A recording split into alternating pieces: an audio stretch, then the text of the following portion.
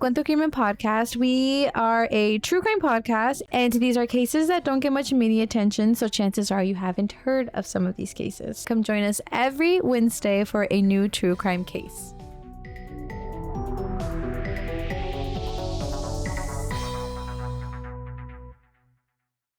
Hey everyone! Hola todos! This is Shahaira. And this is Stephanie, and welcome back to Cuento Crimen Podcast. But this time we are on YouTube, and y'all are probably seeing our faces, and now you know what we look like if you didn't know before. It's a little nerve-wracking to be in front of a camera. It is. I would say. It's much easier to do it only audio. Yeah, because now you're like, you have to think about like your posture, like, like your face expressions. But obviously we're going to try to be authentic, and this is who we are. And you'll see that I talk with my hands a lot. Yeah.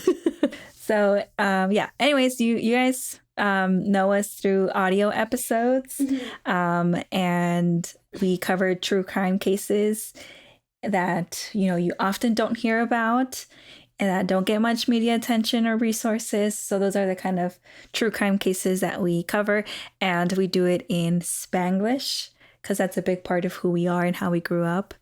Those episodes will remain the same.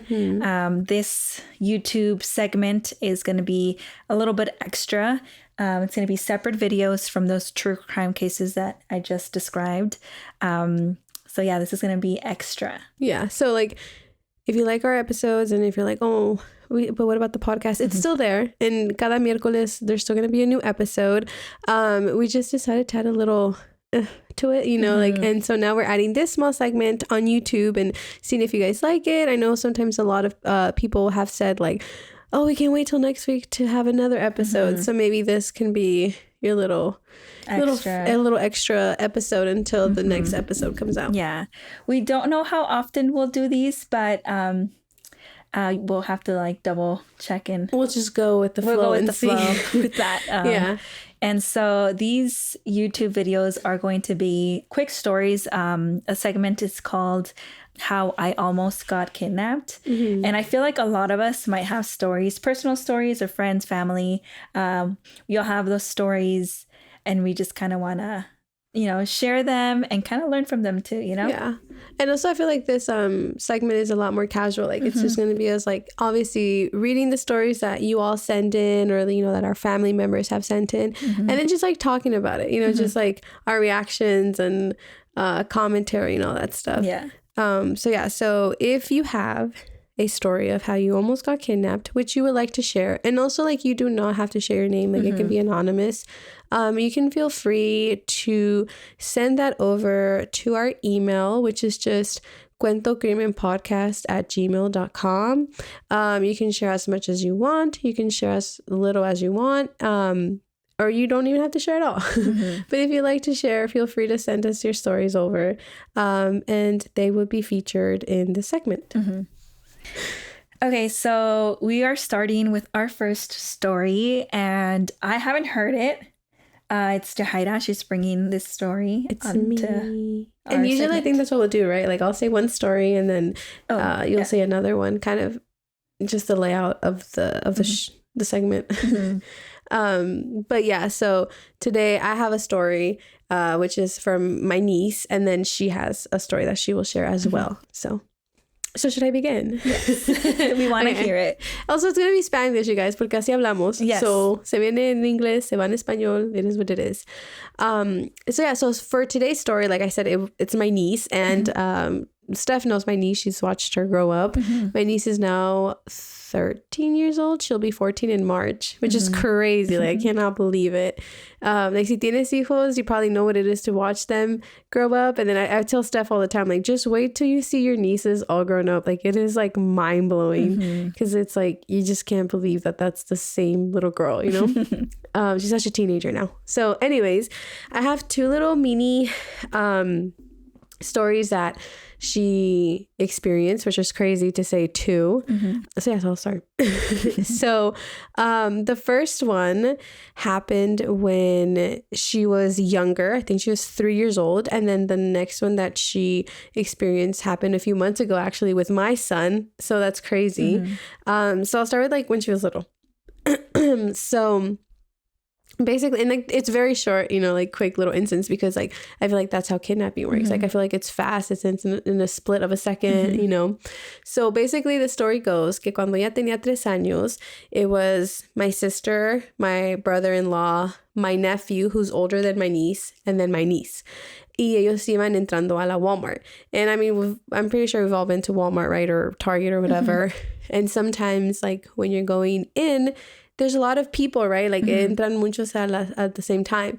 And so my sister said that before they went in, they grabbed a cart. And she said how when they were little, my brother-in-law would get one for my nephew, and then she would get another cart for my niece para sentarlos allí. But of course, my niece was always a very like independent little woman. And she refused that day to sit on the cart. And she's like, no, mommy, like I want to walk, and I'll just like, I'll hold the cart like on the side. And then my sister was like, no, hold my hand. And she was like, of course, no, mommy, no, you know, I'll hold the cart. So my sister's like, okay, fine, hold the cart, you know? And so she said that, yeah, like they're walking in or whatever. And like, again, it's a bunch of people, and they get to the inside of the store.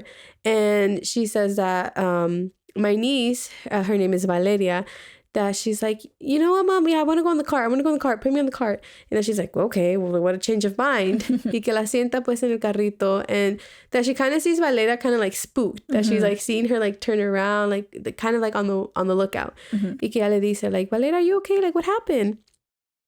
And keep in mind, she's 3, so she doesn't like know how to explain much.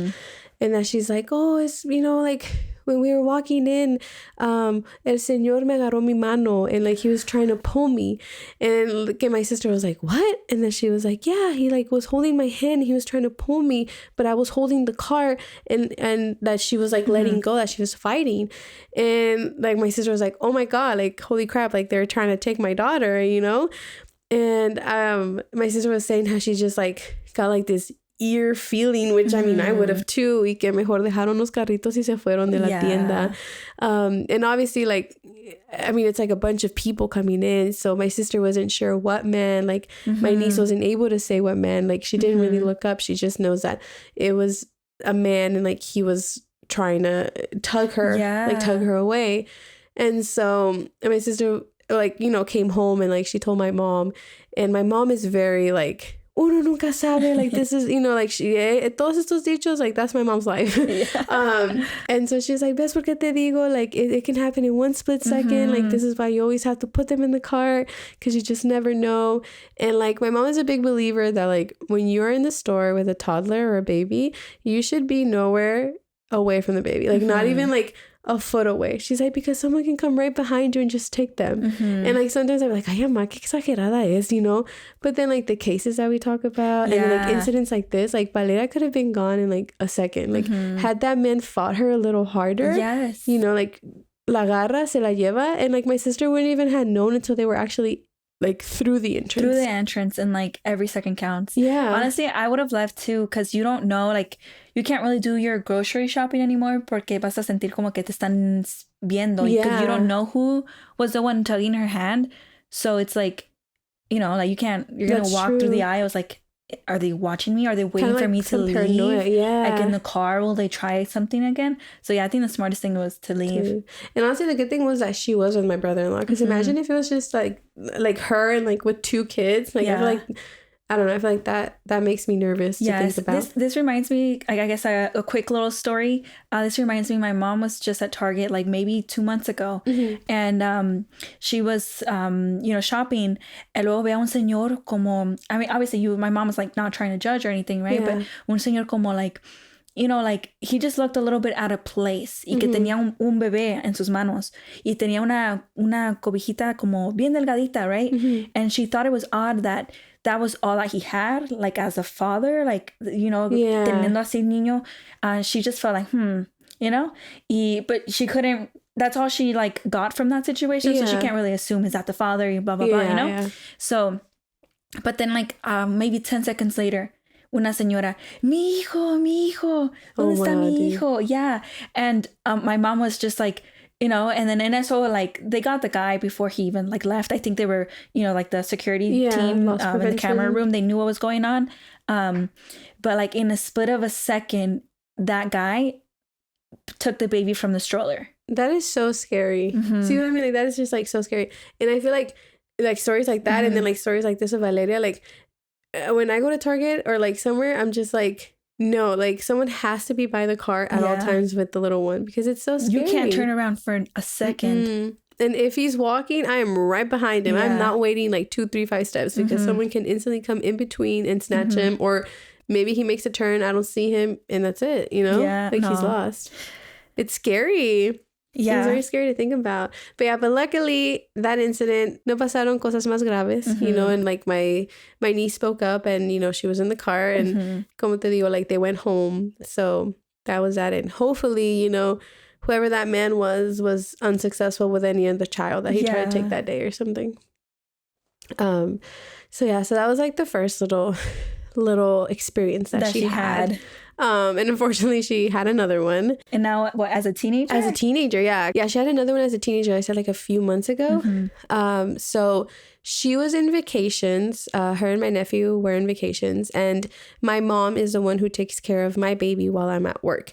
And so my mom, every day, she cleans a restaurant. It's a Indian cuisine restaurant. Y entonces, she usually goes at night. But the morning, she was like, oh, you know, like the older kids are home. So like they can take care of the baby while I just go in and clean it. I mean, we're Mexicans. Yes. it's normal, right? It is what it is. Yeah. Okay? Está como en una placita. So it's like, there's other like stores around and stuff. So my mom dice que le dijo a my niece Valeria that she was like, oh, like while me and Freddie, my nephew, clean the restaurant, can you entertain Ivancito? You know, like stay in the car with him, you know, put some music on, whatever. And like they took him toys, they took him snacks. Like honestly, it does not take that long to clean up. Like it's literally like 30 minutes between two people. So my mom says that, yeah, Valeria se quedó afuera con Ivancito, like they were in the car. And then that Valeria came down with Ivancito y que le dijo, oh, like, well, I'm going to be walking him around. Like, we're just going to be right out here walking around. And, you know, it's like early in the morning. No restaurant is really open. Like, there's a Target, but it's like all the way across, you know, because it's like a plaza. And then next to the restaurant that my mom cleans is panera bread, and that one's open, right? Because it's like breakfast and stuff. So that's usually like the only people that are like around. So my mom, and plus like the restaurant she cleans has like these big windows, and like you can just see through everything. And again, my mom being my mom was like, yo le echaba ojo, like yo sabía que ahí estaba mi hija con mi hijo, you know, and like so like everything was fine. And then she says that after a few minutes, Valeria comes in through the door, and she walks like passing the dining area, like where all the tables are at, and she goes like back to where the bathroom is, and like that's like a hallway, and that's kind of like just for employees. And she goes all the way back, and my mom was like, you know, in the middle of mopping, and then she's like, todo bien, and Valeria's like, alguien viene. And my mom thought that maybe, because sometimes like the chefs are coming in and stuff, and so my mom was like, oh, maybe uno de ellos, you know. And then my mom was kind of confused. She's like, okay. And so she kept mopping. And then that she hear, because every time like the front door opens, like it's like a beep, beep, you know? So she heard the beep, beep. And then she turned around, and that it was this man, and he was a white man. And he clearly did not work there, because like it's small. Like we know los trabajadores. And then my mom like se le queda viendo, and that he was saying something in English, but my mom couldn't really understand. Y que ella nomás le dijo, like, it's closed. Like, what are you doing? Get out. And that he kept repeating the same phrase. And then my mom was like, no, I'm saying it's closed. Like, get out. And then that's when he kept walking, like, towards the back, too. Oh, my God. And then my mom was like, hey, like, get out. Que ahí le empezó a gritar, you know, like, with a firmer voice. And so, que ya the guy was like, what the hell? And then, que en eso, like, my nephew was coming out from the back. And y'all, my nephew, like, he's 17, but he's a big boy. Like he's tall, like he's big, you know? Yeah. And so that he looked at my nephew, and then he's like, oh, okay. And then I guess que también miró que ya había unos trabajadores inside the kitchen. So he saw that my mom wasn't alone, or, oh my God. You know? And so that he finally was just like, man, whatever. And that he turned around and that he left. And, you know, my mom like kind of like got like this weird feeling. So she says that she went and she locked the door, which I'm telling her, I'm like, you should do it from the beginning, you know? Y que ya rato, like, Valeria comes out through the back, and that she tells him that she's like, oh yeah, I saw him. Like he came out of Panera and he walked past me and Ivancito. And then like 2 seconds later, like he literally walked by and then turned back around and came. And she was like, and he was standing right there just looking at me and Ivancito. And she said that she, like, when she noticed that he was looking at her, that he was starting to come towards her. Oh my God. And that's when she was like, do I run to the car or do I run inside with my grandma? And I tell her all the time, like, I am so glad that you ran inside with grandma, because if you had gone in the car, he could have easily opened the door, you know, or like taking you or taking the baby, whoever he was eyeing. Yeah. But she said that, yeah, like he instantly made a U-turn and he was just looking at her, like he was observing her. And that's when she felt uncomfortable. Yeah. And like also the fact that she went into this restaurant that's supposed to be closed and he followed right after. And my mom was like, I see, like, you know, like I can't believe it. Like it could have happened. Like if someone else was with him in a car, they could have just thrown both of them in the car, or he could have just snatched Ivancito from Valeria, you know? And so yeah, so that's a, like, I guess like the main part of it. And like Valeria was like very spooked for a few days. Like she was scared. And so like, you know, telling her the same thing, like can't trust anyone. Good thing that you're like very observant and you noticed that he came back and you noticed that he was hanging out. You got in on like right time, you know, you reacted on like on the spot. Yeah, because if si fuera for otra, like maybe she was on her phone or, you know, and I was telling her, I was like, and always run when there's people. Yeah. Like never go off alone. Always go where there's someone that can help you, whether you know them or not. Yeah. You know, and I was telling her, I was like, but like, how did he look? You know, and she was just like, it was just an ordinary white man. Like he had a backpack. He was dressed like a normal person. And I was just like, caras vemos, corazones no sabemos. But yeah, after that day, my mom never takes him anymore to clean the restaurant. And, you know, she's just always telling Valeria specifically. I mean, obviously, like, males have a risk too. But, you know, she's always, like, in the mentality that, like, oh, you're a woman, though. And she's, like, a young teenager right now, you know?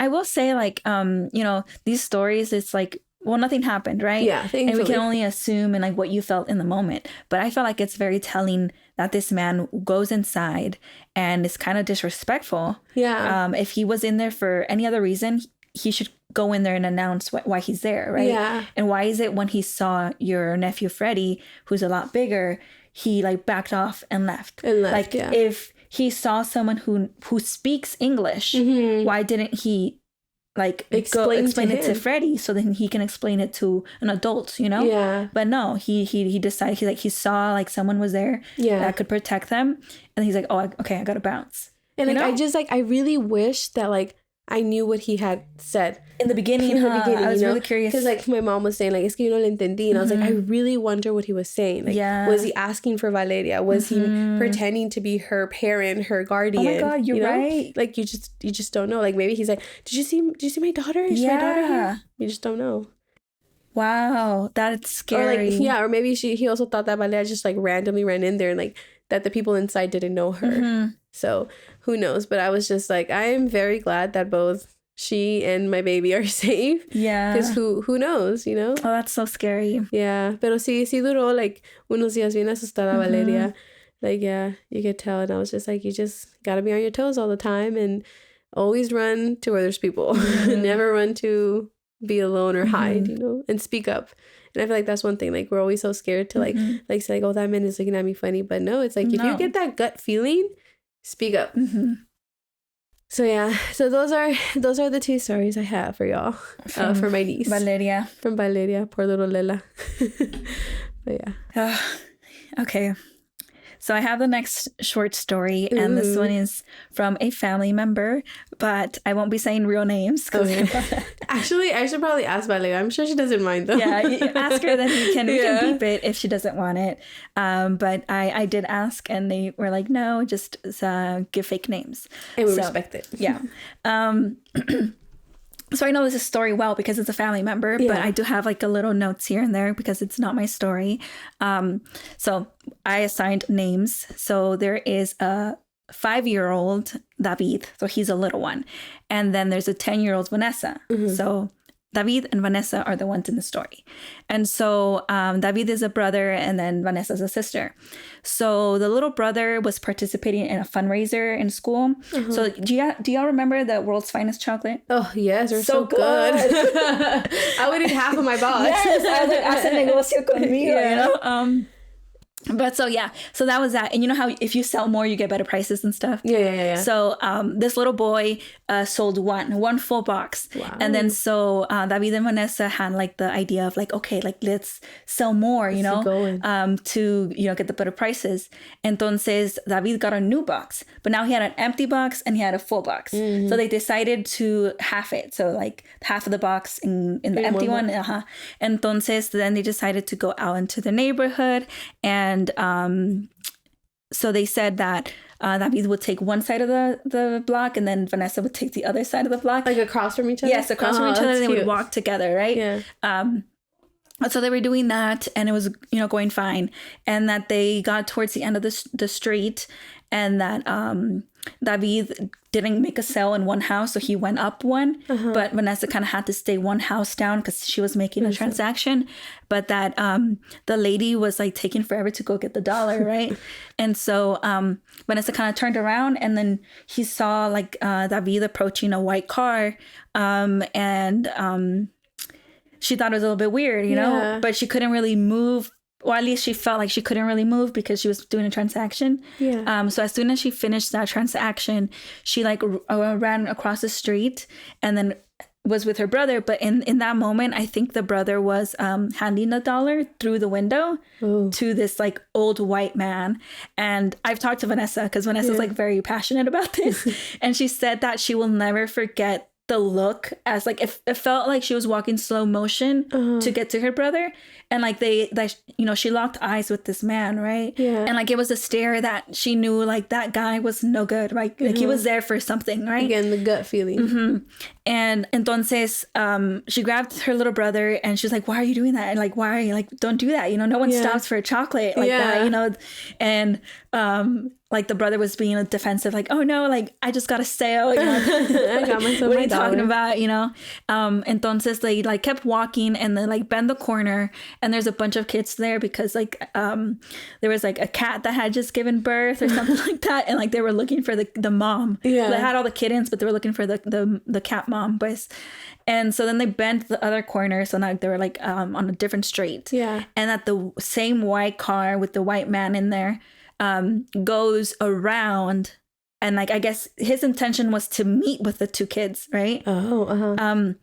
And so she locked eyes with him again, right? She's only 10 too, but like she was saying, I just felt like the bigger sibling, right? The one that was, you know, but in reality she's 10, like she's not that big, you know. And then that he did a U-turn there and then went out, but there was no reason for him, like she was describing the neighborhood, there was no reason for him to do that action, because if he did that action, it would have made sense if he made the full turn to go back to the house that he was parked at. And he was parked on the street, so it was in a driveway. If he was a visitor or whatever, like it would have made sense if he went back, like he had forgotten something inside the house. But he decided to do a U-turn to leave the street, you know, if that makes sense. And so she's like traumatized from like that experience, and they said like if she wasn't there that her little brother would like be gone and whatnot, and like she was really spooked from that situation. And like she said she got like nightmares, and let me see, I was not really following the script that I have here, but yeah, so the aftermath of that is that she's like super spooked, and like they like walked home and like they told their parents, and Vanessa like had to sleep, or she decided to sleep with her little brother because she felt like the guy was going to come back. I mean, you know, honestly, like if you think about it, like I experienced, like if you experience something like that, sí se te va a quedar, like, you know, for a few days, maybe years. And even like for a child, like I feel like it sticks definitely like a lot longer, you know? Because like, well, this is like also segueing into another one. Remember how I told you like, this is kind of like a personal story, but we had like a crazy neighbor, and he accidentally, I don't know if he did or if he didn't, but he came into our apartment. Like his apartment was right on top of ours, and he came in all the way to our apartment And me and my partner were in the room because I think we were fixing some stuff. But thankfully, my mother-in-law was there, and my baby was in the swing. And my mother-in-law was in the kitchen, and she said that she heard the door open. And she was like, "What?" And that she heard somebody talking to the baby. Oh my God. God. Then she like runs out, you know, because it was like an unfamiliar voice, and it's like this strange man just standing in the middle of our living room talking to my baby. And like, thankfully, again, nothing happened. But like, that experience to me, even now, like now he's gone, like he doesn't like live there and stuff, but like I still think about it sometimes, like when my partner leaves to work and I'm just like me and the baby, I'm like, okay, what do I do if he breaks in though? Like, what do I do if he's in here again? Like, how do I get out?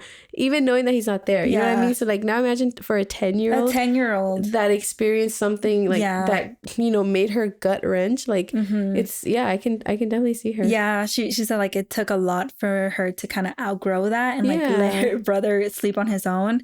It's also really cute that she was like really overprotective as a 10-year-old, but like now looking back, like now what we know, like, you know, like 10 years old is like you're a kid too, you know. ¿Qué vas a hacer tú? Like obviously, like she's gonna know more than the 5-year-old to not stop at this like random guy trying to buy a chocolate. But she's also like, ¿cómo se va a defender? You know, ay, ya su hermanito. Like you can take both. And then like she also described some of the nightmares that she had after this. Like there was one that, you know, like in her dream, her little brother was kidnapped and she was out in the neighborhood looking for him and then finding pieces of his broken bike.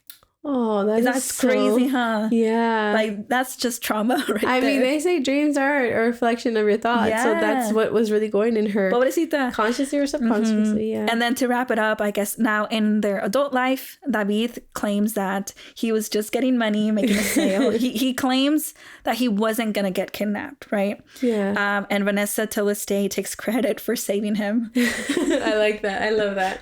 I'm glad that they're both okay. I'm glad that she was there to like kind of, I guess the transaction did happen, but like just the transaction happened, you know? Y como que se desanimó el señor a mirar que estaba otra persona con él. Because si estuviera solo. Yeah, easily. You know, but like two, like that's a witness. Yeah. So. Which is also kind of like ironic how they say like, don't take candy from strangers. Well, kids, don't sell candy to strangers. Yeah. Because, I mean, you never know. You never know. Because it is kind of weird. Like how, I mean, maybe he was seeing them sell chocolates, but like the fact, like the U-turn, like for what if you already got your chocolate, you know? And it's also like, like who stops for chocolate? Who stops for chocolate? And it's not, the area wasn't like super trafficked, you know? And they still live there in that area. And ella dice que she never saw that car again and she never saw that person again. So even if it was a visitor, you know, a friend, they never got to see them again, like visiting, pues. Yeah. So, but you know, people usually don't stop for a chocolate. Yeah. And especially como dices tú, like at just a random neighborhood. Yeah. It's a little strange. Strange. I believe Vanessa's gut feeling. If she says that there is something there, I 100% believe there is something there. Yeah.